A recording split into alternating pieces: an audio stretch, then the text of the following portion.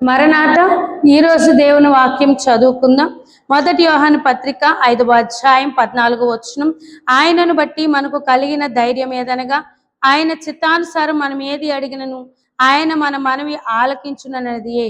కాబట్టి ఇక్కడ వాక్యంలో మనం చూడగలిగితే దేవుని యొక్క మన ధైర్యం ఏమిటి అంటే, దేవుని చిత్తం చొప్పున మనం ఏది అడిగినను ఎవరు వింటారు? మన మనవి అంటే ప్రభువే వింటారు. చాలా మంది అంటారు కదా, నా ప్రార్థన దేవుడు వింటున్నాడో లేదో.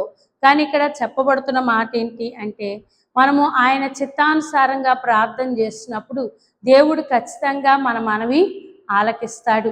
కాబట్టి మీకు ఏ అంశం ఉందో, ఏ కొరత ఉందో, ఏ విషయమే మీరు ప్రభువుని అడగాలనుకుంటూ ఉన్నారో దైవ చిత్తానుసారము అనగా వాగ్దానం ఎత్తి ప్రార్థించండి. ప్రభువు మీ జీవితంలో ఉన్న ప్రతి కొరతను తీరుస్తారు. మీ ప్రార్థన ఆలకించువాడై ఉన్నాడు.